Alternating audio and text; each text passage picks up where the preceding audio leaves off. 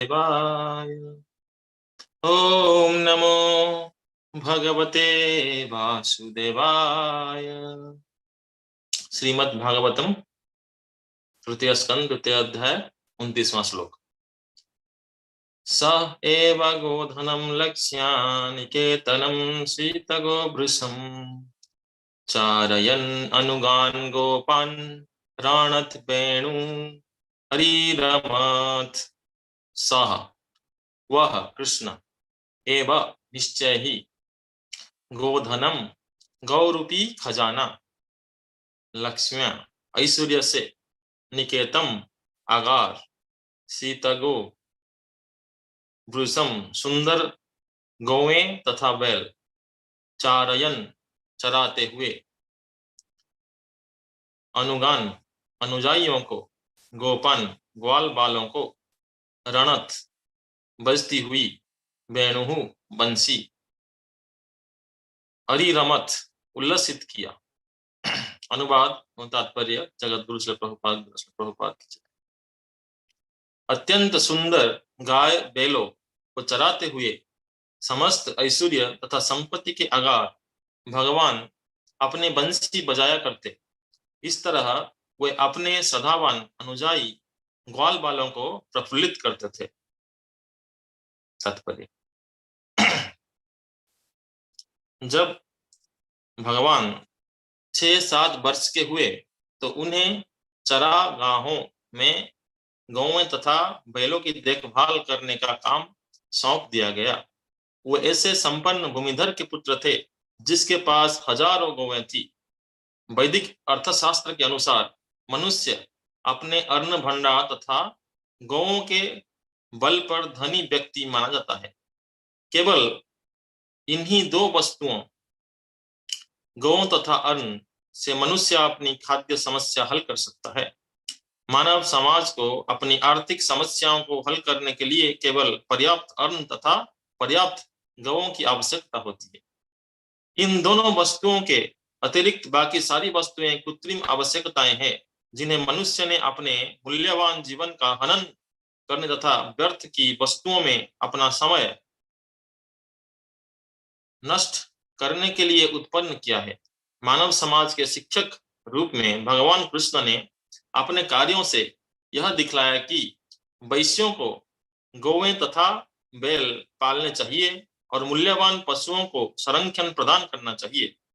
स्मृति के नियमों के अनुसार गाय मनुष्य जाति की माता और बैल पिता है। गाय माता है क्योंकि मनुष्य जिस तरह माता के स्तन का दूध पीता है, मानव समाज गाय का दूध पीता है। इसी तरह बैल मानव समाज का पिता है क्योंकि पिता बच्चों के लिए उसी प्रकार कमाता है जिस तरह के बैल अन्न उत्पन्न करने के लिए भूमि जोतता है। मानव समाज पिता तथा माता के वध करके जीवन आत्मा का हनन कर देगा। यहाँ इसका उल्लेख हुआ है कि सुंदर गौएं तथा बैल विभिन्न चौकड़ीदार रंगों वाली थे, लाल, काले, हरे, पीले, धूसर इत्यादि। इनके रंगों तथा स्वस्थ हसमुख चेहरों को कारण वातावरण उल्लासपूर्ण था। इन सबसे भी अधिक था भगवान अपनी सुविख्यात बंसी बजाया करते। उनकी बंसी की ध्वनि उनके मित्रों को दिव्य आनंद प्रदान करती, जिससे वे निर्विशेषवादियों द्वारा बहु प्रशंसित ब्रह्मानंद की बातें भूल जाते थे। जैसा कि सुखदेव गोस्वामी बतलाएंगे, ये ग्वाल बाल ऐसे जीव थे जिन्होंने ढेरों पुण्य कर्म संचित किए थे और जो भगवान के साथ आनंद ले रहे थे तथा उनकी दिव्य बंसी सुन रहे थे। ब्रह्म संहिता से उनके द्वारा दिव्य बंसी बजाने की पुष्टि होती है।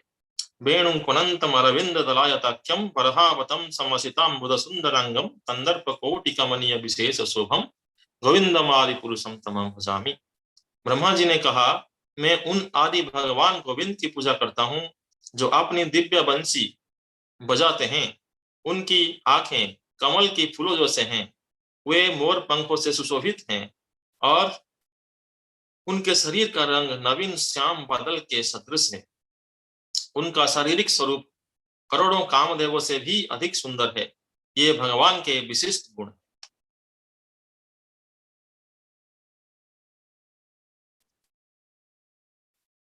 ओम अज्ञानतिमिरन्धस्य ज्ञानञ्जनशलाकया चक्षुरुन्मिलितं येन तस्मै श्रीगुरवे नमः।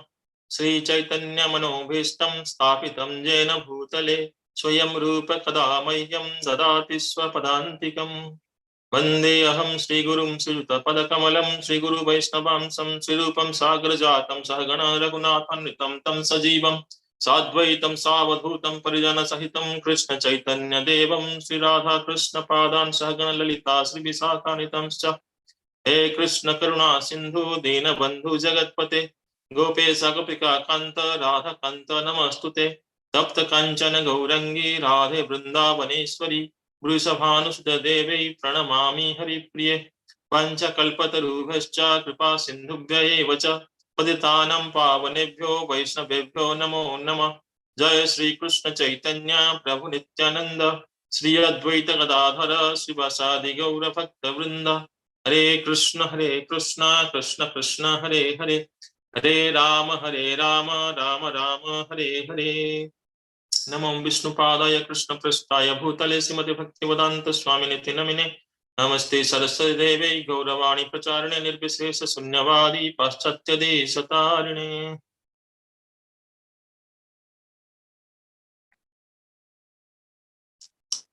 तो हम पहले ये देखेंगे कि यहाँ पे पूर्ण पुरुषोत्तम भगवान कृष्ण के जो लीला माधुरी है उसके बारे में चर्चा हो रहा है, लीला स्मरण। पहले हम देखेंगे कि भगवान विष्णु के 60 प्रकार के गुण हैं। प्रत्येक जीव के अंदर कितने गुण हैं? 50 गुण हैं। वो थोड़ा थोड़ा मात्रा में है। और पूरा जीवों की जो सृष्टि करता है वो कौन है? ब्रह्मा जी है। तो ब्रह्मा जी के पास ये 50 गुण पूर्णतम रूप में है, 100% है। और उनके ऊपर है शिव जी। शिव जी के पास और 5 गुण ज्यादा होता है जो कि 55 गुण होता है। और उनके ऊपर है विष्णु जी, नारायण। तो नारायण या विष्णु के पास 60 गुण संपूर्ण स्वरूप से होता है। लेकिन पूर्ण पुरुषोत्तम लीला पुरुषोत्तम भगवान कृष्ण के पास और 4 गुण एक्स्ट्रा होता है नारायण के बाद, जो नारायण के पास नहीं मिलता। वो 4 क्या है? वेणु माधुरी, लीला माधुरी, प्रेम माधुरी, रूप माधुरी। तो ये 4 जो माधुरी है, जो माधुर्य है, इसको क्या बोलते हैं? स्वीटनेस। मधुर का अर्थ क्या है? जो भौतिक धरातल पर हम सोचेंगे कि बहुत स्वीट है, स्वीट मतलब मिठास है। तो ऐसे वो मिठास नहीं है जैसे हम खाते हैं रसगुल्ला, गुलाब जामुन या कुछ और बर्फी वगैरह, ये मिठास नहीं है। वो मिठास क्या होता है? संबंध का मिठास। संबंध, संबंध का अर्थ क्या है? हमारा जो स्वरूप है उससे भगवान का क्या संबंध है? रस, रस बोलते हैं। भगवान के साथ हमारा अलग अलग प्रकार के रस से हम भगवान को प्रेम कर सकते हैं, मधुर प्रेम कर सकते हैं। पहला है शांत रस, फिर दास्य रस, फिर साख्य रस, वात्सल्य रस, माधुर्य रस। तो ये जो रस है, जो संबंध है भगवान के साथ, इसको असली माधुरी बोलते हैं। जो असली स्वीटनेस है, मधुरता है, ये संपर्क का मधुरता है भगवान से जीव का। तो ये जो मधुरता है ये कहीं ज्यादा है संसार के जितना भी मधुर चीज है उससे। आप देखिए संसार में आपको सब कुछ मिल जाएगा, लेकिन आपके साथ कोई अच्छा दोस्त नहीं होगा, साथी नहीं होगा, कोई आपका संपर्क नहीं होगा, आप अकेले अकेले सुना सुना होंगे, तो कोई खुशी नहीं होगा आपके पास। वस्तुओं से खुशी थोड़ी मिलता है। जब वस्तुओं को दिखाते हैं, शेयर करते हैं, बोलते हैं, तब दूसरे कोई चेतन वस्तु से हमको खुशी मिलता है, उसके फीलिंग, थिंकिंग, फीलिंग, विलिंग से। तो ये बहुत बड़ा विज्ञान है कि हम असली में चेतनस चेतनानम, हम सब चेतन है, हम सब चैतन्य है। लिविंग एंटिटी जितना भी है ये सब जीव शक्ति, और ये सब दूसरे जीव से ही आनंद ले सकते हैं, और वो भी अधूरा ले सकते हैं। क्योंकि वो भी अधूरा है, हम भी अधूरा है। लेकिन जब भगवान से हमारा संपर्क जुड़ जाएगा तो संपूर्ण आनंद हम ले सकते हैं जो हमको चाहिए, जिसके लिए हम जन्मों जन्मों से प्यासे हैं, जो मधुर संपर्क के लिए, जो प्रेम के लिए, जो आनंद के लिए। तो ये जो माधुरी है भगवान का, हम देखे रूप माधुरी। रूप माधुरी अर्थ भगवान कृष्ण के पास इतना मधुर रूप है, इतना सुंदर रूप है, जिसको सारे गोपियां, श्रीमती राधा रानी, सारे ब्रजवासी और सारे भक्त आस्वादन करते रहते हैं। और उनके जो स्वरूप है भगवान के, वेणु आगे आएगा, ये सब बहुत सारे सुंदर सुंदर स्वरूप है। श्यामम त्रिभंग ललितम नियत प्रकाशम गोविंदम आदि पुरुषम तमहम भजामि। तो भगवान का स्वरूप कैसा है? वेणु पनंतम, आगे आएगा श्लोक, वेणु पनंतम अरविंद दलायताख्यम बरहावतम समसिताम बुध सुंदरांगम कंदर्प कोटि कमनीय विशेष शोभम गोविंदम आदि पुरुषम तमहम भजामि। आलोल चंद्र कलशत बनमाल्य बंसी रत्नांगदम प्रणय केली कला विलासम श्यामम त्रिभंग ललितम नियत प्रकाशम गोविंदम आदि पुरुषम तमाम भजा। इतने सुंदर स्वरूप है भगवान के कि उनके हस्त में हमेशा वेणु रहते हैं, वेणु पनंत अरविंद दलायताक्षम। और उनके आंखें कैसा है? जैसा कि बहुत बहुत ताजे पद्म का पंखोड़े हो। संसार में वैसे हम कोई वस्तु से तुलना नहीं कर सकते भगवान की, यह अपराध है। भगवान को कोई वस्तु से तुलना करना, सांसारिक भौतिक वस्तु से, यह अपराध है। लेकिन हम क्योंकि संसारी है, भौतिकवादी हैं ज्यादातर लोग, इसलिए भौतिकवाद जिनसे से तुलना करने से तो हमको लगता है कि हम कुछ हद तक समझ पाएंगे भगवान की सुंदरता। भगवान की सुंदरता कहीं ऊपर है। हम बोलते हैं कृष्ण चंद्र, रामचंद्र, वृंदावन चंद्र। हम भगवान को चंद्र और सूर्य की जैसा तुलना करते हैं, लेकिन चंद्र और सूर्य में भी कमियां हैं, बहुत कमियां हैं। लेकिन भगवान के पास कोई कमियां है ही नहीं। वो उनसे कहीं कहीं करोड़ों करोड़ों अरबों खरबों गुना सुंदर है, तेजवान है, मधुर है, जो हम व्याख्या ही नहीं कर सकते, क्योंकि वो हमारे सारे इंद्रियों की परे हैं, अधोक्षज। हम इंद्रियों से क्या व्याख्या करेंगे उनको, जो वो इंद्रियों की परे हैं। तो हम कुछ हद तक व्याख्या कर सकते हैं, थोड़ा सा बस, जैसे कि सूरज को थोड़ा दिया दिखाते हैं, उस प्रकार। इसलिए यहां बताया गया है कि अरविंद दलाया तक्षम। अरविंद दल का पद्मों के पकड़े जो होता है, उसी के जैसा सुंदर है उनके आंखें। बरहावतम समसितम बुध सुंदरांगम। और उनका अंग का कांति कैसा है? असितम बुध, नवमेघ कांति, जो मेघ वर्ण, जो नया नया बारिश होने वाला मेघ होता है, उसी के जैसा ब्लू कलर है वो, ब्लैकिश ब्लू। जैसे कि ब्लू सफेद होता है, उज्जवल नीलमणि उसको बोलते हैं, नीलमणि, नीलम। तो उस प्रकार के ब्लू कलर के होते हैं भगवान। असिताम्बुद सुंदरांगम कंदर्प कोटि कमनीय विशेष शोभम। और क्या बोले भगवान के बारे में, वो कंदर्प करोड़ करोड़ कामदेव के सौंदर्य से भी कहीं ऊपर है। एक कामदेव संसार के पूरे जीवों को अपने सुंदरता से बस में कर रखा है। सोचिए आप, संसार के जो कामदेव है, और ऐसे करोड़ों करोड़ों कामदेव से भी कहीं ऊपर है भगवान के सौंदर्यता। हम देखेंगे तो देखने के लिए ही जिंदा नहीं रहेंगे हम। ये शरीर से हम भगवान को देख भी नहीं सकते, उसके लिए अपना स्वरूप लेना पड़ेगा, जो हमारे सनातन स्वरूप है। जो भी रस में हमारा जो स्वरूप है, वो भाव शरीर में हम भगवान के दर्शन कर सकते हैं। अभी तो हम बस विग्रह के दर्शन करते हैं और उनके बारे में कुछ सोचते हैं, लेकिन जब भगवान साक्षात दर्शन देंगे तो ये शरीर से असंभव है। ये शरीर शरीर उसको धारण नहीं कर सकता, उसको हजम नहीं कर सकता। वैसा एक्सपीरियंस को, वैसा रियलाइजेशन को शरीर धारण नहीं कर सकता। इसलिए ये हो गया भगवान के रूप माधुरी। आलोड़ चंद्र का लसत बनमाल्य बंसी रत्नांगदम प्रणय केली कला विलासम श्यामम त्रिभंग ललितम नियत प्रकाशम। भगवान त्रिभंग स्थानी में हमेशा विराजमान रहते हैं। और वो क्यों ऐसे खड़े रहते हैं? वो एक सबसे बड़ा आर्टिस्टिक पोज है जिसमें बहुत प्रकार के अंग कांति, बहुत कुछ भरा हुआ है, जो हम आगे स्टडी करेंगे तो उसमें अलग अलग प्रकार के जान सकते हैं। जब उज्ज्वल नीलमणि एक ग्रंथ है रूप गोस्वामी के, भक्ति रसामृत सिंधु, उज्ज्वल नीलमणि, ये सब में इसका व्याख्याएं हैं कि क्या क्या कलाएं हैं, क्यों भगवान ऐसे खड़े हैं, बहुत कुछ है उसमें। तो ये हो गया भगवान के रूप माधुरी। फिर आएंगे भगवान के वेणु माधुरी, जो आगे चर्चा होगा इसमें। वेणु माधुरी क्या है? भगवान के वेणु तीन प्रकार के हैं। जब भगवान शैशव मतलब छोटे अवस्था में होते हैं तो उनके जो बजाने वाला उसको बोलते हैं वेणु। जब भगवान थोड़े बड़े होते हैं पौगंड, तो उनके बजाने वाला जो बांसुरी होता है उसको क्या बोलते हैं? मुरली। और थोड़ा जब कैशोर अवस्था में आते हैं भगवान, तब उनके बांसुरी क्या बोलते हैं? बंसी। तो ये तीन स्तर में, और भगवान उससे ज्यादा नहीं होते।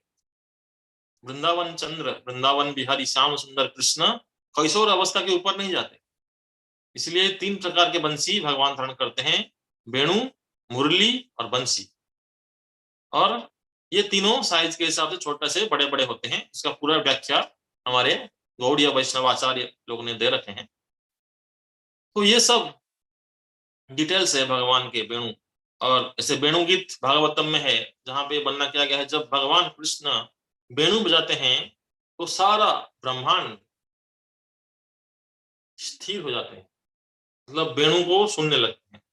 और उस वेणु स्वन से ऐसा मधुरता निकलता है कि सबका हृदय उसी तरफ खींचा जाता है। और वेणु में ऐसा शक्ति होता है, ऐसा डायनामिक वेणु है, वो एक ही सुर में बजेगा लेकिन हर किसी को डिफरेंट डिफरेंट सुनाई देगा। जिसका जो नाम है, जिसके लिए जो सेवा है, जिसके लिए जो संपर्क है, उसी के हिसाब से वो उसको बुलाएंगे। सर्व आकर्षक, भगवान के हर एक गुण, हर एक लीला, हर एक रूप, हर एक सब कुछ आकर्षक है, ऑल अट्रैक्टिव। कृष्ण का अर्थ है सर्व आकर्षक और आनंददायक, कृष्ण। तो इसलिए भगवान कृष्ण के हर एक रूप, गुण, लीला, माधुरी जो भी है, ये सब सर्व आकर्षक है, सबको आकर्षित करते हैं। यहाँ तक कि जो देवता हैं, साक्षात ब्रह्मा विष्णु महेश्वर, इन सबको भी आकर्षित करते हैं। महालक्ष्मी जी भी आकर्षित होते हैं, सोचते हैं कि मैं कैसे रासलीला में प्रवेश करूंगा, तो उनको भी प्रवेश नहीं मिलता है। शिव जी भी प्रयास करते हैं लेकिन वो भी सिर्फ दर्शन ही कर पाते हैं, वो भी प्रवेश नहीं कर पाते रासलीला। तो बहुत देवता लोग इतना आकर्षित होते हैं। और ब्रजवासी तो उनका स्वरूप है आकर्षित होना, ब्रजवासी जो लोग होते हैं, क्योंकि उनके लिए ही भगवान प्रकट हुए हैं धराधाम में, ब्रजवासियों के लिए ही लीला करने के लिए। तो इसलिए लीलायितेन भवनानि जयति अजस्रम गोविंदमादि पुरुषम तमहं भजामि। आनंद चिन्मय रसात् मतया मनसु यह प्राणिनां प्रतिफलं स्मरतानुपेत्य लीलायितेन भवनानि जयति अजस्रम गोविंदमादि पुरुषम तमहं भजामि। तो ये लीला भगवान क्यों करते हैं? हम सब के लिए करते हैं। आनंद चिन्मय रस मतया मनसु, ये सब आनंद चिन्मय रस है। भगवान जो लीला है ये जोगमाया से संपन्न होता है। और आनंदमय भाषा, भगवान के जितना भी सब कुछ है आनंद बढ़ाने के लिए होते हैं। प्रतिपदम पूर्णामृत आस्वादन, तो ये पूर्ण अमृत को आस्वादन करने के लिए, आनंद को बढ़ाने के लिए, आनंदम बुद्धि वर्धनम, इसलिए भगवान के सब कुछ है। अगर ये आनंद को हम दर्शन कर पाएंगे, साक्षात्कार कर पाएंगे, उसको महसूस कर पाएंगे, तब हमारा जीवन सार्थक है। और इसलिए भगवान प्रकट होते हैं हम सबको ये आनंद के लीला का आस्वादन कराने के लिए। हम सब इसको श्रवण कीर्तन और स्मरण करें हमेशा, तब जाके हम ये आनंद में प्रवेश कर पाएंगे।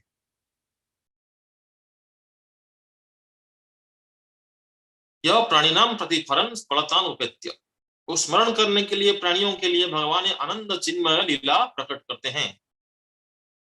लीला इतेन भुवनानि जयति अजस्रम, ये सारे भुवन में भगवान अपने लीला प्रकट इसलिए करते हैं कि हम सब आनंद चिन्मय रस में प्रवेश करें।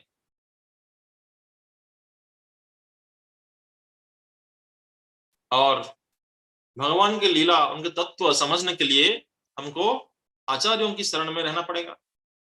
तो आचार्य हमको बनना किए हैं हमारे गुरु वर्ग ने, आचार्य वर्ग ने, उन्हीं के तत्वावधान में हम रहेंगे तब इसको समझ पाएंगे। तो भगवान के वेणु उस लीला का एक अंश है जिससे भगवान सबको सारे लीला करने के लिए सबको बुलाते हैं। जितना भी उनके पार्षद हैं इन सबको अपने लीला में आमंत्रण करते हैं, आवाहन करते हैं, इन्वोक, सबको इन्वोक करते हैं वेणु से। वो सबके जो प्रेम है, इस संसार के जितने भी जीव है, इन सब का आधार क्या है? आनंद और प्रेम।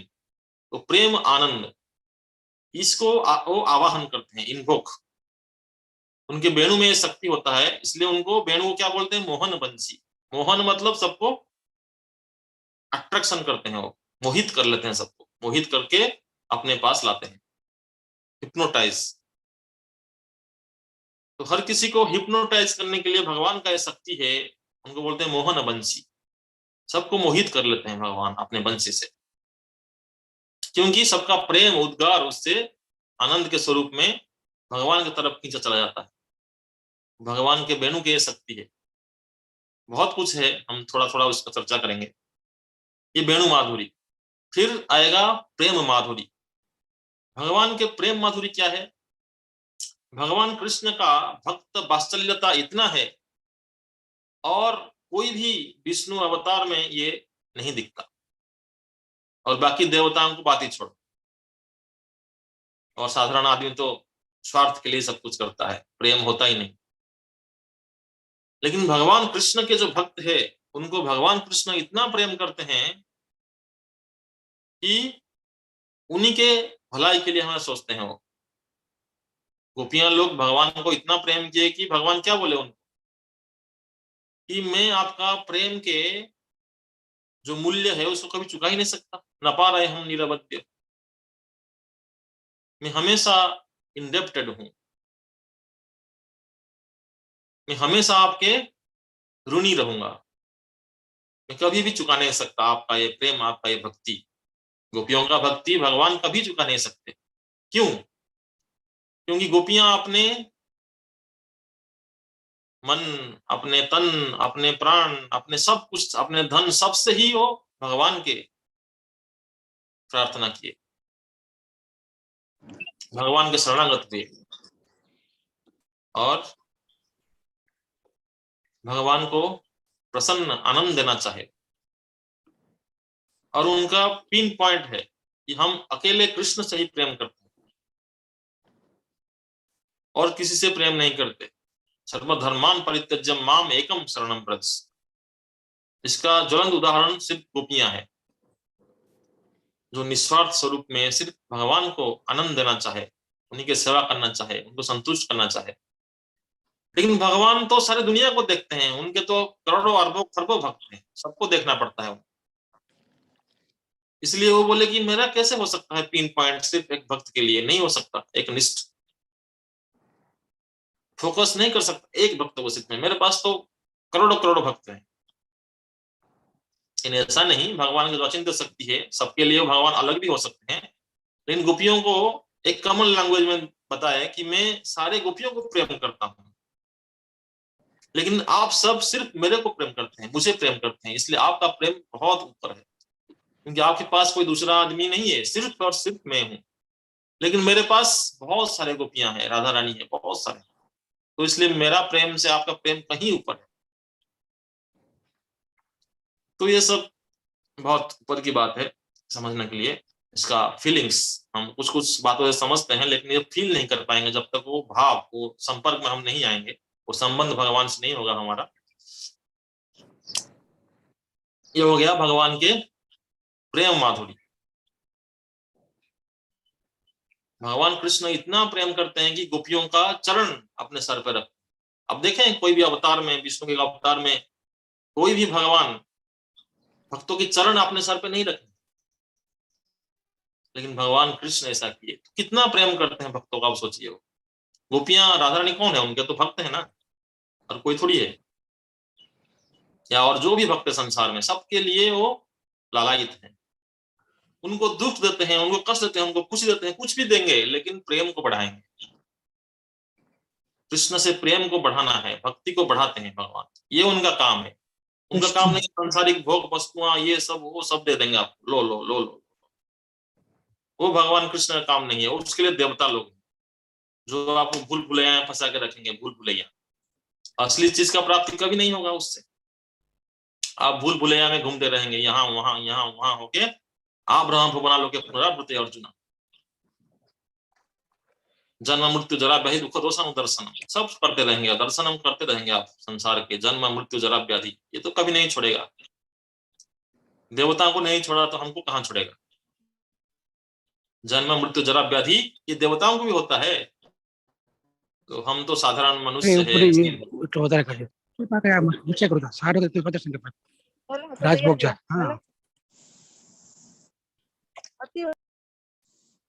इसलिए हम आगे देखेंगे भगवान के प्रेम माधुरी, और आगे क्या है? लीला माधुरी। जो लीला के बारे में हम थोड़ा बहुत समझा है, जिसके बारे में ये चर्चा हो रहा है, भगवान के बाल्य लीला है ये। बाल अवस्था में भगवान क्या करते हैं? अत्यंत सुंदर गाय बैलों को चराते हुए समस्त ऐश्वर्य तथा संपत्ति के आगार भगवान अपने बंसी बजाया करते। इस तरह वे अपने स्वभावान अनुजाई ग्वाल बालों को प्रफुल्लित करते थे। तो भगवान के काम क्या है? कृष्ण का क्या काम है? अतस्य कार्यं करणं च विद्यते पराश शक्ति विविधैव श्रियते। स्वाभाविक गाना बल क्रिया च। भगवान के कोई काम करने के लिए नहीं है। गीता में भगवान बोलते हैं मेरे कोई काम करने के लिए नहीं है। फिर भी गीता जो बोले हैं वो वृंदावन चंद्र कृष्ण के स्वरूप में नहीं बोले हैं। वो किस स्वरूप में बोले हैं? वासुदेव कृष्ण, जो द्वारकाधीश कृष्ण, उसी स्वरूप में भगवान गीता को बोले हैं। इसलिए उसमें थोड़ा बहुत कर्तव्य होता है उनका करने के लिए। लेकिन जब वृंदावन बिहारी श्याम सुंदर राधानाथ गोपीनाथ कृष्ण, उनके लिए कोई भी काम नहीं है। उनका एक ही काम है, बस भक्तों को आनंद देना,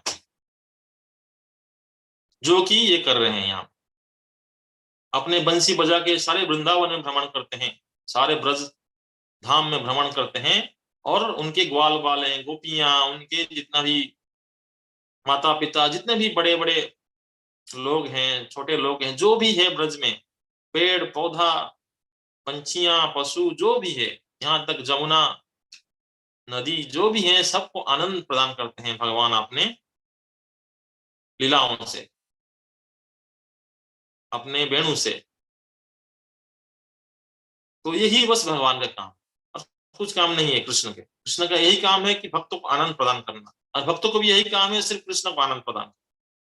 बस दोनों के अंदर कंपटीशन चलता रहता है हमेशा। चैतन्य चरितामृत में है, गोपियां और कृष्ण के अंदर हमेशा कंपटीशन चलता रहता है, कौन किसको ज्यादा आनंद दे रहा है। ये कंपटीशन चलता रहता है, ये ज्यादा आनंद देंगे, ये ऊपर जाएंगे, ये ऊपर चलता रहेगा, ऊपर ऊपर। और इसका कोई लिमिट भी नहीं है। सोचिए, ऊपर ऊपर जाने का कोई लिमिट भी नहीं है, अनलिमिटेड। तो ये बस हम इन्फिनाइट तक सोच सकते हैं, मतलब कुछ भी नहीं है संसार में, हमारा दिमाग जा ही नहीं है इतना ऊपर। इसलिए तात्पर्य आगे देखेंगे। जब भगवान 6-7 वर्ष के हुए थे, उन्हें चरागाहों में गांव तथा बैलों को देखभाल करने का काम सौंप दिया गया।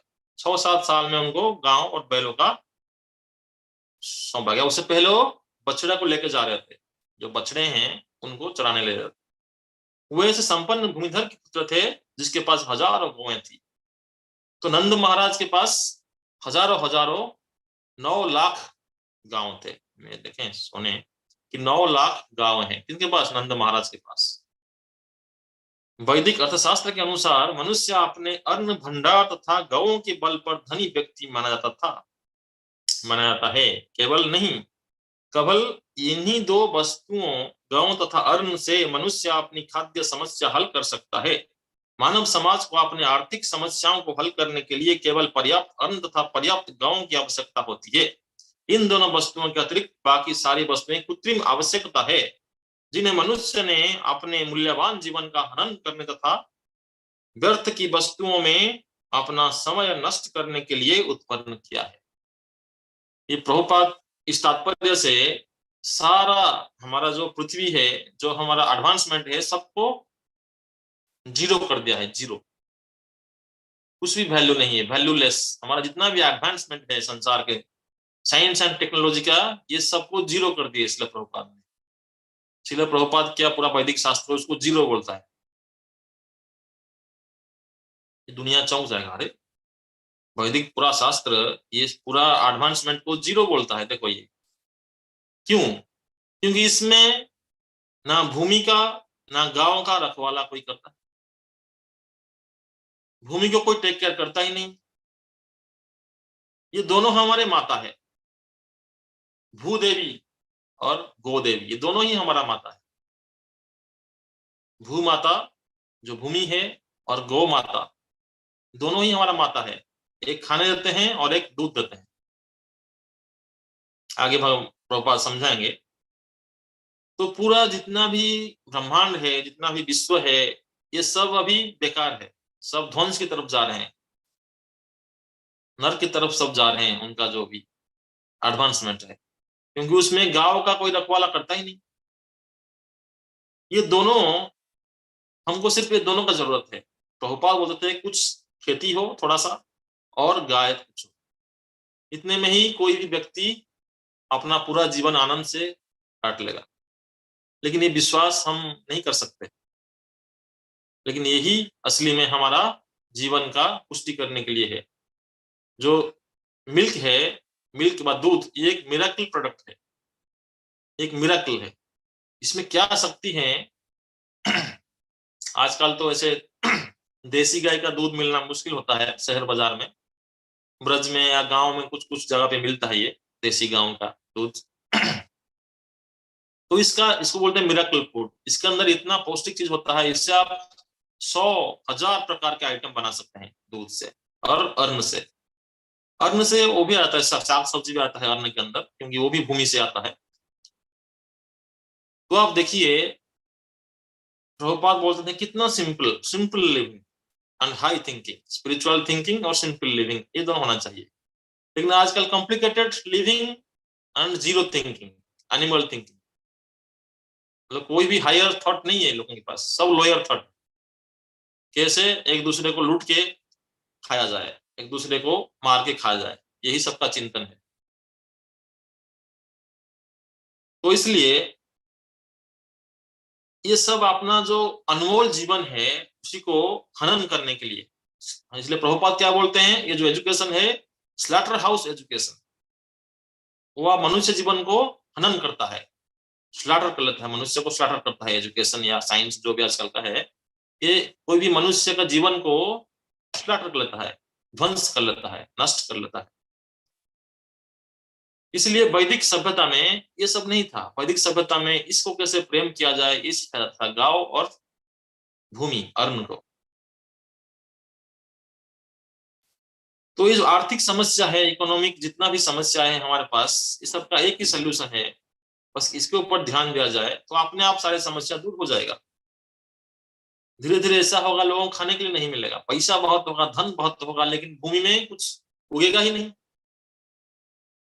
भू माता मना कर देगी, गाय भी नहीं रहेंगी, तो खाने के लिए कुछ नहीं मिलेगा। नॉट बोल्ट खाएंगे लोग, उसको पचाने की कोशिश करेंगे। प्रभुपाद लिखे हैं कलयुग में आगे ये भी आएगा समय, खाने के लिए भी कुछ नहीं बचेगा।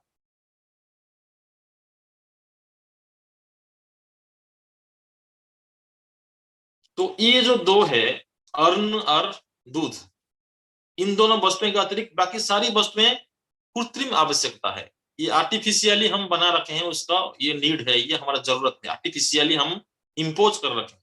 असली में उसका कोई जरूरत है ही नहीं। हम अपने दिमाग के सेटअप को उसी के इम्पोज कर रखेंगे, जरूरत है, जरूरत है, जरूरत है। ये कृत्रिम आवश्यकताएं हैं, जिन्हें मनुष्य ने अपने मूल्यवान जीवन का हनन करने तथा व्यर्थ की वस्तुओं में अपना समय नष्ट करने के लिए उत्पन्न किया है। व्यर्थ की वस्तुओं में अपना जीवन नष्ट करता है मनुष्य। मानव समाज के शिक्षक के रूप में भगवान कृष्ण ने अपने कार्यों से यह दिखलाया कि वैश्यों को गायों तथा बैलों पालना चाहिए और मूल्यवान पशुओं को संरक्षण प्रदान करना चाहिए। ये वैश्यों का काम है कि मूल्यवान वस्तुएं जो अनमोल उनको मिला हुआ है, भगवान दे रखे हैं गाय और बैलों के रूप में, इनको संरक्षण करना चाहिए। तो भगवान कृष्ण क्या पकड़ते हैं? बांसुरी और लाठी, गाय चराने के लिए। बांसुरी में गौओं को बुलाते हैं, उनको घुमाते हैं, और लाठियों से उनको बुला बुला के लेकर आते हैं। ये दोनों गांव चराने की सिंबल है। और बलराम क्या पकड़ते हैं? हल और गदा। हल से भूमि को उपजाऊ बनाते हैं, गदे से उसको भूमि को ठीक करते हैं। तो देखिए उसका और गहराई अर्थ भी है, लेकिन ऊपर से हम देखेंगे तो यही मानव समाज के लिए एक प्रेरणा है कि अन्न और खेती और भूमि, ये बलराम जी प्रतीक है उसके।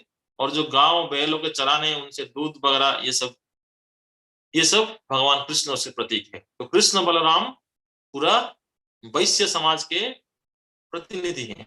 तो जो वैश्य हैं, जो संसारिक परिवार में रहते हैं, उन सबको ये करना चाहिए। तो ये जगत को शांति प्रदान करेगा, इसमें कोई भी खराबी नहीं है। ये भगवान कृष्ण खुद ये कर्म कर रखे हैं। तो भगवान शिक्षक के रूप में ये सब कर रहे हैं। स्मृति के नियम अनुसार गाय मनुष्य जाति के माता और बैल पिता है। गाय माता है क्योंकि मनुष्य जिस तरह माता के स्तन का दूध पीता है, मानव समाज गाय का दूध पीता है। इसी तरह बैल मानव समाज का पिता है क्योंकि पिता बच्चों के लिए उसी प्रकार कमाता है जिस तरह की बैल अन्न उत्पन्न करने के लिए भूमि जोतता है। तो गाय सबकी माता है। हमारे जो माता है वो हमारे ही माता है, लेकिन जो गाय है वो पूरे विश्व की माता है, क्योंकि पूरा विश्व को वो दूध पिलाती है और उनको प्रोटेक्शन देती है। और गाय के इतना सारे फायदे हैं। गायों की गोबर से, उनके मूत्र से, उनके रोम से बहुत सारा फायदा है। गायों को रखेंगे तो एंटीसेप्टिक के स्वरूप में, उनको सिर्फ छुएंगे, उनको ये करेंगे तो बहुत सारे रोग दूर होता है। आप गाँव के ऊपर कोई रिसर्च करेंगे तो उसमें भी बहुत सारे फायदा है, आप देखेंगे मिरेकल। गाय कोई छोटा मोटा नहीं है, क्योंकि ये सुरभि, तो सुरभि गाय है, जो कामधेनु गाय है, उसी के डिसेंडेंट है। वहां से ही इसका प्रतिफलन हुआ है। तो भगवान हमेशा लक्षाभृतेर सुरभिर अभिपालयंतम लक्ष्मी सहस्र संभ्रम सेव्यमानम गोविंदमादि पुरुषम तमाम भजामि। तो लाखों लाखों करोड़ों करोड़ों सुरभि गायों को जो प्रेम करते हैं, आनंद देते हैं, वो भगवान कृष्ण है। तो उन सुरभि गायों की ये बच्चे हैं। कौन? यहाँ के जो गाय हैं संसार के, तो इनके अंदर भी मिराकल है। ये सब आध्यात्मिक धरातल पे है। गाय का जो पालन है, उसी का जो शक्तियां हैं।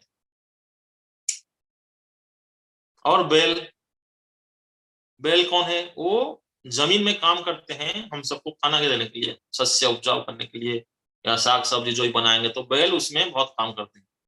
बैलों को लगा के हम काम करते हैं। तो बैल हमारे पिता है और गाय माता है, ये स्मृति शास्त्र हमको बताता है। मानव समाज पिता तथा माता का वध करके जीवन आत्मा का हनन कर देगा। मानव समाज क्या कर रहा है? स्लैटर हाउस खोल रखा है गाय बैलों को काटने के लिए। तो ये सबसे बड़ा अपराध है, सबसे बड़ा पाप है। इसको इसीलिए मानव समाज कोई भी संतुष्ट नहीं है, हर कोई परेशान है, युद्ध है, यो है, बहुत कुछ लगा रहता है। और वृंदावन में कैसे कैसे का यहाँ उल्लेख हुआ है कि सुंदर गांव तथा बैल विभिन्न चौकड़ीदार रंग वाले थे, लाल, काले, हरे, पीले, धूसर इत्यादि। उनके रंग तथा स्वस्थ हसमुख चेहरे के कारण वातावरण उल्लासपूर्ण था। तो पूरा ब्रज में उसको श्वेतद्वीप क्यों बोलते हैं? श्वेतद्वीप, क्योंकि पूरा ब्रज का जो इतना गाय है, वहां पे इतना दूध है, वो सफेद दिखता है दूर से। श्वेतद्वीप इसलिए भी बोलते हैं ब्रज को, जो गोलोक वृंदावन है, श्वेतद्वीप बोलते हैं। श्वेत मतलब व्हाइट। तो इतने प्रकार के गाय हैं वहां पे, सफेद सफेद सब दिखते हैं, तो उनको श्वेतद्वीप भी इसलिए बोलते हैं। इन सबसे भी अधिक था भगवान अपनी सुविख्यात बंसी बजाया करते, उनके बंसी की ध्वनि उनके मित्रों को दिव्य आनंद प्रदान करती, जिससे वो निर्विशेषवादियों का बहुत प्रशंसित ब्रह्मानंद की बातें भूल जाते। संसार के जो जड़ानंद है, जो हम थोड़ा थोड़ा लेने की प्रयास कर रहे हैं, अपने पुण्य के हिसाब से हमको थोड़ा बहुत मिलता है, पुण्य और पाप के हिसाब से थोड़ा बहुत प्राप्त होता है, वो जड़ानंद उसको बोलते हैं, जड़ आनंद। जड़ वस्तु प्राप्ति का जो आनंद है वो कुछ भी नहीं है, उसके ऊपर ब्रह्मानंद तो सागर जैसा है। जो भगवान के ब्रह्म ज्योति से जो आनंद मिलता है, जो व्यक्ति ब्रह्मलीन होते हैं, ज्ञानी लोग होते हैं, ध्यानी लोग होते हैं, इनका आनंद सागर है, असीमित है। किसके सामने? हमारा जड़ानंद के सामने। और उसी के ऊपर जो प्रेमानंद प्राप्त कर लेते हैं, भगवान के प्रेममयी सेवा में जो जुड़ जाते हैं, उनके संपर्क से, उनके आनंद देने में जो जुड़ जाते हैं, उन्हीं का आनंद ऐसा है जिसके सामने ब्रह्मानंद जैसा सागर भी बिंदु हो जाता है। सोचिए आप, उसका क्या आनंद है। वो हमेशा वो सागर ऐसा है कि बढ़ता रहता है, बढ़ता रहता है सागर। तो हम इमेजिन ही नहीं कर सकते वो इतना आनंद है। गोलोक आनंद, भगवान के प्रेम आनंद, जो कृष्ण प्रेम का आनंद है, इसको आस्वादन करने के लिए साक्षात कृष्ण आए हैं, चैतन्य महाप्रभु के स्वरूप है या नहीं? वो कृष्ण प्रेम को आस्वादन करने के लिए साक्षात कृष्ण आए हैं चैतन्य महाप्रभु के स्वरूप में। और वो कौन से भाव से आस्वादन कर रहे हैं? वो इतना भाव उद्गार कर रहे हैं, श्री चैतन्य मुखोद्गीर्णम हरे कृष्ण ते वर्णता मज्जयंतम जगत प्रेम न विजयंतम सदा वै। चैतन्य महाप्रभु अपने स्वयं कृष्ण प्रेम को आस्वादन करके वो इतना आनंद अनुभव कर रहे हैं कि उद्गार कर रहे हैं, प्रेम उद्गीरण। जैसे उद्गीरण होता है, लाभा लाभा उद्गीरण होता है ना, वहां से वोल्कानों से, वोल्कानों जैसे लाभा निकलता है ऊपर, उद्गीरण होता है। सुनामी जैसे बाहर आता है समुद्र के बाहर, वैसे महाप्रभु के प्रेम बाहर आ रहा था। किस स्वरूप में? हरे कृष्ण ति वर्ण कहा। ये हरे कृष्ण जो महामंत्र है, संकीर्तन है, ये महाप्रभु के प्रेम उद्गीरण है। श्री चैतन्य महाप्रभु राधा कृष्ण की जुगल का प्रेम उद्गीरण है ये प्रेम नाम सागर, सुनामी। तो श्री चैतन्य मुखोद्गीर्णम हरे कृष्ण ति वर्णता मज्जयंतम जगत प्रेमना, तो पूरा जगत को प्रेम सागर में डुबाता है। और विजयंतम सदा भैया परम विजयते श्री कृष्ण संकीर्तनम। तो ये जो भी हम देख रहे हैं, ये क्या है उसके सामने? जड़ानंद कुछ भी नहीं, ब्रह्मानंद एक बिंदु है। और ये जो आनंद है, प्रेमानंद, ये बढ़ता ही रहता है, बढ़ता ही रहता है। आनंदम बुद्धिवर्धनम प्रतिपदम पुण्यमृत स्वादम सर्वात्म स्नाम परम परम विजयते श्री कृष्ण संकीर्तनम, प्रेम नाम संकीर्तन। तो इसलिए भगवान आनंद का पूरा सागर को लेके आते हैं, भगवान कृष्ण जब आते हैं, लेकिन वो बद्ध जीव के नसीब में नहीं होता।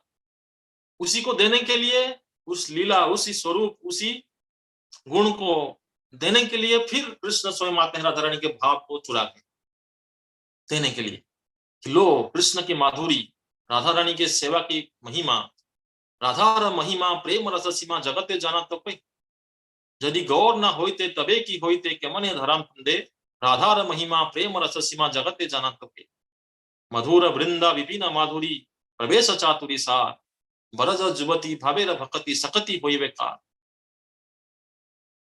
तो इसलिए ये जो ब्रज के प्रेम है, राधा रानी के प्रेम है, गोपियों का प्रेम है, ब्रजवासियों की प्रेम है, इसको ये दुनिया कभी नहीं समझ पाता।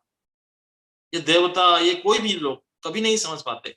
अगर श्री चैतन्य महाप्रभु इसको प्रकट ना करते तो कोई भी अनर्पितम चरिम चिरात करुणायावतीर्ण चिरम अदत्त निज गुप्त वित्तम, ये कभी भी रिवील नहीं हुआ था, कभी भी ये लोग नहीं समझ पाए थे, लोग इसके बारे में जानकारी नहीं लिए थे, तो कहाँ मिलेगा उनको?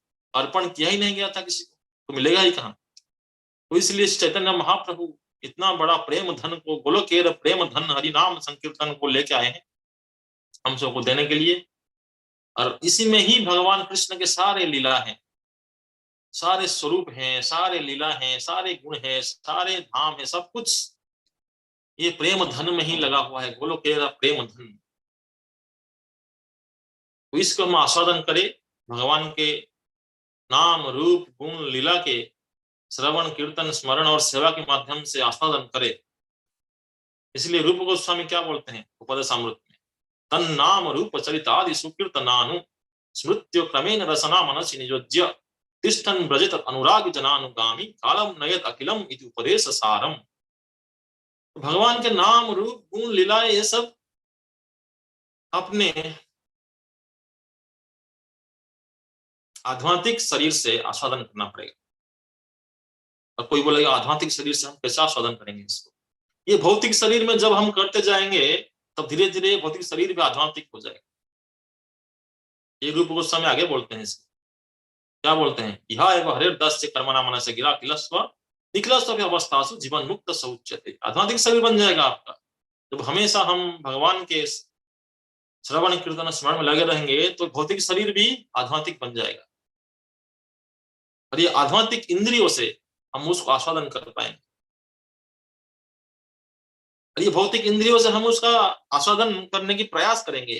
पहले हमको उत्साह निश्चय धैर्य से प्रयास करना पड़ेगा बार बार, तब जाके होगा ये। अतः श्री कृष्ण नामादि न भवेद ग्राह्य इंद्रिय। भगवान के नाम रूप गुण लीला ये इंद्रिय को अच्छा नहीं लगेगा। पितोक्त नसना सुनानोचि कानु सात कृष्ण नाम चरितादि सीधा अविद्या। ये सब कृष्ण नाम रूप गुण लीला हम कैसा लगेगा, जैसे कि अविद्या, हमारा अविद्या लगा हुआ है ना, अविज्ञान अंधकार में हम हैं, तो हमको सब कड़वा लगेगा, मीठा नहीं लगेगा, कड़वा। किंतु आदरात अनुदिनम खलु सैव वजस्ता स्वादिक्रमात् भवति तद्गदमूल हंत्री। लेकिन हम अगर हमेशा इसको बार बार बार बार लेने की प्रयास करेंगे, हमारे प्रयास देखेंगे भगवान, तब हमको कृपा देंगे। प्रयास से ही कृपा आता है, बैठे बैठे कृपा नहीं आता। जब हम प्रयास करेंगे तब कृपा आता है भगवान। तो कुछ लोग बोलते हैं नहीं नहीं हम कृपा मिल जाएगा तो हो जाएगा। अरे भाई प्रयास करोगे तब तो कृपा मिलेगा। जो हमारे साधन भजन, जो भी हमारे भक्ति का, वैदिक भक्ति राग भक्ति का प्रयास है, जो हमारे भक्ति का अंग है, उसी को जब हम प्रयास करते जाएंगे तब कृपा मिलेगा। जब थोड़ी ये कुछ नहीं करेंगे कृपा मिलेगा तब हम चले जाएंगे। कृपा क्यों मिलेगा? आप प्रयास किए ही नहीं। बच्चा रोएगा नहीं तो माँ थोड़ी दूध देगा, नहीं देंगे, तो आपको रोना पड़ेगा। ये हरे कृष्ण महामंत्र साधन भजन ये सब रोना है, हमको रोना पड़ेगा भगवान के चरण में, राधा रानी के चरण में, चैतन्य महाप्रभु के चरण में, हमारे गुरुवर के चरण में रोना पड़ेगा हमको, आचार्यों के चरण में, तब जाके हमको ये प्रेम धन प्राप्ति होगा। पहले कड़वा लगेगा लेकिन बाद में हमेशा हमेशा के लिए हम आनंद सागर में डूबेंगे। तो इसलिए हमको धैर्य रखना पड़ेगा, उत्साह निश्चय धैर्य हमेशा रखना पड़ेगा। हरे कृष्ण। कोई प्रश्न है किनका? Hare Krishna. Thank you so much प्रभु जी फॉर अ वंडरफुल क्लास। किसी भक्त का कोई प्रश्न है तो आप पूछ सकते हैं। You can unmute your mic और type in the comment box. Yes, you can unmute now.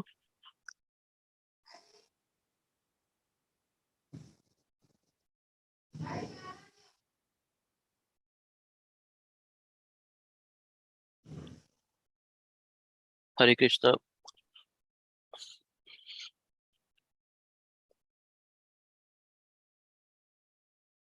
हरे कृष्ण। प्रभु जी विंटर्स में भी साधना अच्छे से चले, इसके लिए क्या स्टेप्स लेने चाहिए? क्या दोबारा पूछिए। अभी जैसे सर्दियों का टाइम है, थोड़ा सा साधना ढीली हो पड़ गई है, सभी की पड़ी है, तो जग जाहिर है, तो इसमें कैसे हम क्या स्टेप्स ले सकते हैं इसको थोड़ा सा और स्ट्रांग बनाने के लिए? इसको हम धीरे धीरे जब करेंगे तब प्रयास करते जाएंगे तो होगा। भक्तों के साथ उनसे थोड़ा इंस्पायरेशन लेंगे तब हम इच्छा, सब कुछ देखो संसार में सब कुछ अपना इच्छा से होता है। जब किसका इच्छा करेंगे तो अपने आप उसको करने की इच्छा होगा। तो हमारे जब इच्छा होगा कि हम भगवान को प्राप्त करना चाहते हैं, कृष्ण प्रेम को जल्दी से जल्दी प्राप्त करना चाहते हैं, जिंदगी का कोई भरोसा नहीं है ना, नहीं कभी क्या हो जाए क्या पता। कोई भरोसा थोड़ी है, हम कल तक रहेंगे, परसों तक रहेंगे, कितना साल तक रहेंगे, कोई भरोसा नहीं किसी का। तो इतना अनमोल जीवन मिला है हमको, भक्ति मिला है, भक्तों की संग मिला है, तो ये इसका इम्पोर्टेंस हम समझे। जब इसका इम्पोर्टेंस हम समझेंगे तब हम ढीला नहीं पड़ेंगे, हम हमेशा उत्साह में रहेंगे।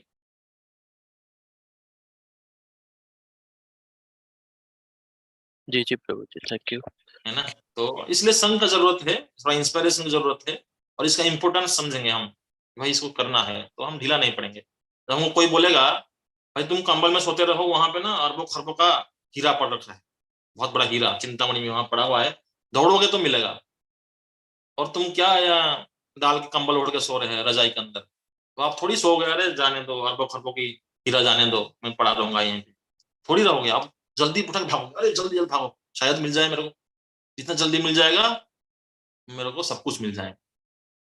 तो भगवान का प्रेम ऐसा है, कृष्ण प्रेम धन कहीं कहीं ऊपर है, अरबों खरबों से भी कहीं ऊपर है। तो इसका मूल्य जब हम समझेंगे, अपना जीवन का मूल्य जब हम समझेंगे, तब ढीला नहीं पड़ेगा, है ना? जी जी प्रभु, थैंक यू सो मच। किसी हरे अन्य कृष्ण। भक्त का कोई प्रश्न है तो आप पूछ सकते हैं, 10 सेकेंड देते हैं। प्रभु जी, प्रभु जी एक बात है, जैसे मैं यात्रा में गई हुई हूँ, तो मैं ना माला नहीं छोड़ सकती घर में, फिर भी कभी कभी छूटती है। जैसे मैं कभी 21 माला कर लेती हूँ, कभी 23 माला कर लेती हूँ, तो लेकिन गले में माला टांगना कोई अपराध तो नहीं है ना? गले में जैसे माला टांगना? हम्म? हाँ, माला का बैग टांगना कोई अपराध तो नहीं है? नहीं, टांगना तो अगर अपराध नहीं है, लेकिन मतलब कब, जब मतलब माला यात्रा का में जो चैंटिंग चैंटिंग बैग। हाँ हाँ चैंटिंग बैग, लेकिन जब घूमते हैं तब ना, कब की बात बोल रहे हैं? हाँ जी, हाँ जी। हाँ, जैसे भ्रमण करते हुए। दर्शन करने जा रहे हैं तो हाँ, तो माला तो हमेशा कर सकते हैं आप, ऐसे कुछ ये नहीं है, दिक्कत नहीं है। हाँ हाँ, ऐसे कई लोग टोकते हैं ना कि तुम तो गले में माला टांग के जा रहे हो, गले में माला टांग के जा रहे हो। वो माला तो बीट बैग के अंदर होती है ना? तो कहाँ टांगूंगा, पूछो फिर कहाँ टांगे मैं? गले में नहीं टांगूंगा तो कहाँ टांगूंगा, बताओ उनको पूछो। अच्छा अच्छा अच्छा। तो बैग में ठीक है। थोड़ी रखना है, माला तो टांग के ही सब लोग रखते हैं। जब जाएंगे टॉयलेट नहाना वो सब अलग बात है, उस टाइम रख लेना है, लेकिन जब उस कहीं टाइम भ्रमण, किसी के हाथ में पकड़ा देते हैं। उस हाँ टाइम हाथ में किसी रख के लो, हाथ। हाथ में पकड़ा दो या बैग में रख लो, जो कहीं पे भी। लेकिन जब भ्रमण कर रहे हो, दर्शन कर रहे हो, तब तो टांगने में क्या दिक्कत है? तब तो हरिनाम भी करना चाहिए, सिर्फ हाँ जी, टांगने हाँ से भी जी। कोई अच्छा नहीं है, हरिनाम भी करते रहो। जी जहां भ्रमण करने जा रहे हो करते रहो, जब भी खाली टाइम मिले हरिनाम करते रहो। जी जब प्रवचन वगैरह हो तब माला को रख ली, प्रवचन सुनना है या जो भी सेवा जी है तो कर लेना है, लेकिन जब भी खाली जी। टाइम मिले, अब घूम रहे हो, चल रहे हो, गाड़ी में जा रहे हो, तब माला करते रहना है। हाँ जी, हाँ जी, हाँ जी। बढ़िया है, ऐसे ही बढ़िया करते है, हैं। बढ़िया। तो प्रभु जी फिर उनको क्या उत्तर दें जो माला टांग, मतलब बोलते हैं कि तुमने चैंटिंग बैग टांगा हुआ है? हाँ, तो उनको बोलिए फिर चैंटिंग बैग कहाँ रखो, आप पकड़िए फिर मेरा, आप मेरे माला करिए। मैं नहीं करना चाहता हूँ, नहीं करने देंगे तो आप भी मेरा माला कर लीजिए, तो वो भाग जाएंगे फिर आपसे। संसार में thank you Mala very much. करना सबसे मुश्किल है, भगवान के हाँ नाम हरिनाम जप करना, खासकर जो जप है। हाँ संकीर्तन भी जी। कुछ लोग कीर्तन संकीर्तन गाना बजाना वो सब कर लेंगे, मृदंग मृदंग बजा के, हारमोनियम बजा के, हाँ लेकिन हाँ एक जगह पे स्थिर होके अपना मन को स्थिर करके स्मरण करके भगवान के नाम सुनना बहुत ही मुश्किल है। हाँ प्रभु जी, मैं तो बातें करने से तो माला करना ज्यादा अच्छा समझती हूँ। वो तो कहीं ज्यादा है, वो तो हाँ जी, हाँ हरिनाम जी। वो बहुत सटल है, आसान जी नहीं है उसको करना। जी। ठीक है। बहुत बहुत बहुत शुक्रिया प्रभु जी। ठीक, थैंक यू। तो अगर कोई किसी भक्त का अन्य प्रश्न नहीं है तो विल कंक्लूड द सेशन। ठीक है प्रभु जी, है ना? So we'll offer Vaishnava Pranam and conclude the session. Jagat Guru Srila Prabhupada ji की जय, ग्रंथराज भागवतम की जय। वाञ्छा कल्पतरुभ्यश्च कृपा सिन्धुभ्य एव च पतितानां पावनेभ्यो वैष्णवेभ्यो नमो नमः। अनंत कोटि वैष्णव वृंद की जय। श्री श्री राधा कुंज बिहारी भगवान की जय। श्री श्री गौर निताय की जय। श्रील प्रभुपाद की जय। निताय गौर प्रेमानंदे हरि हरि बोल। हरी हरी बोल। हरे कृष्णा। सम्मिलित भक्त वृंद की जय।